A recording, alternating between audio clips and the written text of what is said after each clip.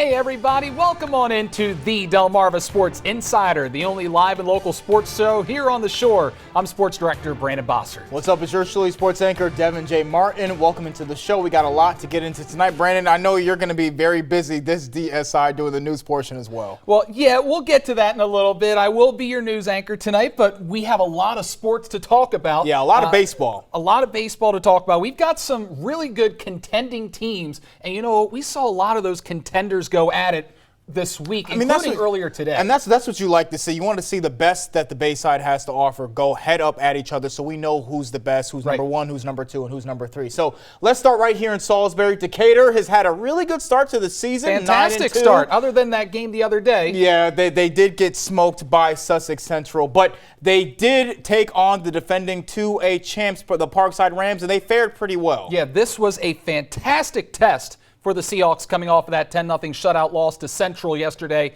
Let's see how they would bounce back. Amber, go ahead and cue those highlights now. This game was filled with runs at the beginning of the start of this one. 13 runs scored between the two squads in the first and second innings, but things would slow down starting in the third. Those starting pitchers really settling in. Parkside at bat. Look at this, throw from shortstop to first, and the dart gets him out. What a toss over to first base. And Decatur shutting the Rams out in the third. Now, they would add another run in the fourth inning to take a 10-5 lead, but Parkside was making some good plays on defense as well, as the game went on. It was all offense in the first two innings, and then the rest of the game, it was just pure defense. Now, you're going to see a nice play right here from the Rams. Shortstop getting into second base. Nice. And then right to first. Look at that. 6-4-3. Look at that. That's a nice double play. And look at the one thing that always amazes me about the first baseman is their flexibility. That in Gotta softball do the as well. splits. You got to do the splits. Gotta That's reach a great out. one right there. Now, Connor Bailey, he was really good for the Rams this game. 4 for 4, 2 RBIs up to this point. Another hit right there brings in another run. So the Rams are actually down 4. But it would be a little too late. They did get 3 men on base in the 6th inning, but they were only able to score 1, and that was the difference in this game. And the Seahawks take down the Rams 11-6. Decatur's defense overall in the final 5 frames sealed the deal for the win, and their head coach, Rich Farrow, agrees. They're the defending state champions in the 2A, and they can play baseball, so they're going to put balls in play. That was the biggest thing. You expect they're going to put balls in play, so we have to play defense, and fortunately, we're able to play that defense that we needed in those tough times. Lucas made a great play in second base in the 7th. We executed on cut plays. So overall, we pitched, but we played defense behind our pitchers, and that's the key. We don't need them to be too fine, because we're happy with our defense. So let our defense work and limit pitches and all that good stuff. All right, so a great win there. Meanwhile, Bennett taking on Y-High at the Shipyard. The Tribe finding themselves in some trouble in the beginning here, giving up a leadoff double to deep center field. That would eventually lead to a bases-loaded jam. Bennett hitting a chopper out to third. Tribe throwing home. Throw is in time. Catcher doesn't have the foot on the plate. Bennett takes the 1-0 lead on that error. It wasn't a great day for the Tribe, but Bennett plating 3 runs in the bottom of the first.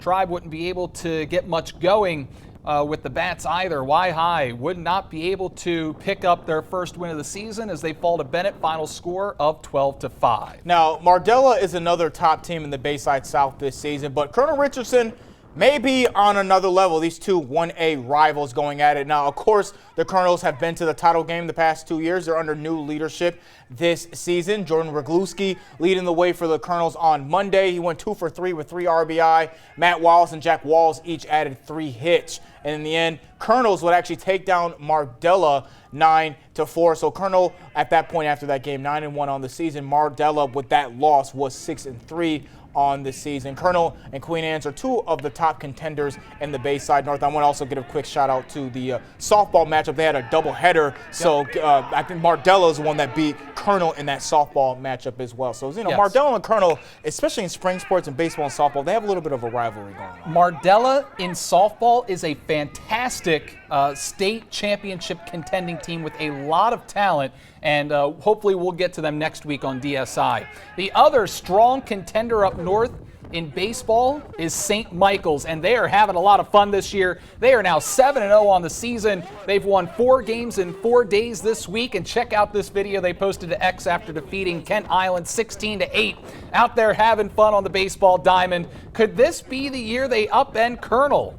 Well, we'll find out. We will find out. I'm glad Very that soon. there's questions, but there's always going to be answers at the end of the season. And you know what? It's the middle of the season. We don't know quite yet, but we will find out in the next few weeks. Now on to the Henlopen Conference. I think we have at least 2 title contenders from the Henlopen. That one of those unbeaten Cape Henlopen, but the other has to be Sussex Central. Yeah, they've been looking really good. The Golden Knights have been looking amazing, but they got to go up against each other eventually, and we got to see who's the top dog in the Henlopen. Yeah, so this game against Decatur the other day showed us something this week. Noah Burrows is one of the top hitters in the state of Delaware, blasting 2 home runs the other day. He is a player to keep your eye on for Player of the Year in the state of Delaware. Central also has a very strong starting pitcher in Uzziah Kelly. Kelly is just a sophomore, and against one of the top Bayside South offenses, tossing a 5-inning one-hitter, a one-hit shutout for Kelly.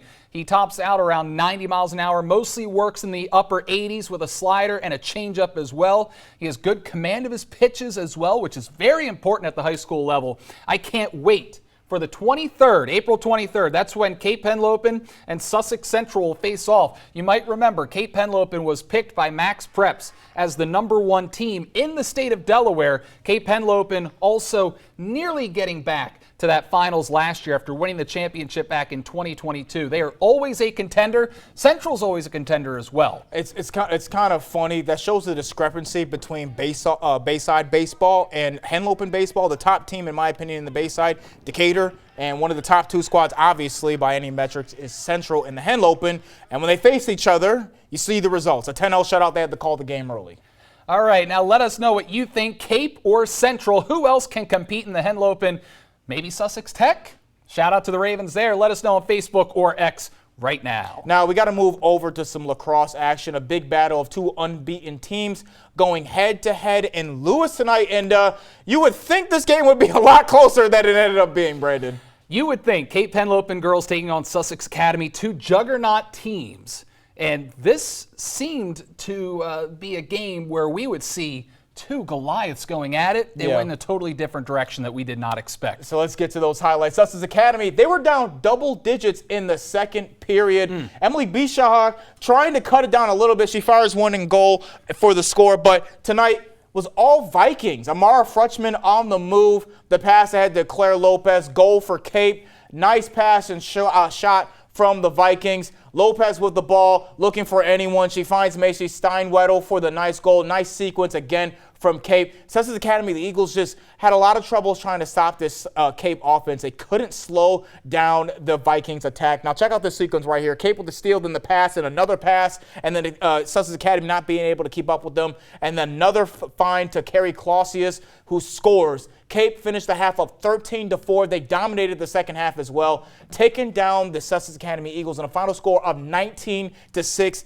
So, Brandon, the Vikings stay undefeated, and Sussex Academy suffers their worst loss of the season and also their first loss of the season. Yeah, the thing about Cape Henlopen is they are still smarting from that 10-9 loss last year in the championship game. That was a tough loss. Cape Henlopen is not used to not being the state champion, so I think they're taking it to another level this year to show, hey, we are the dominant team in Delaware, because we did not expect this. To win by double digits over Sussex Academy, that was a fantastic game by Cape Henlopen. They're also a fantastic team with some young stars like Amara Frutchman and Lopez as well, Claire Lopez as well. So they are a team that looks like they are on a run to another championship. Women with revenge on their mind and their mind on a mission.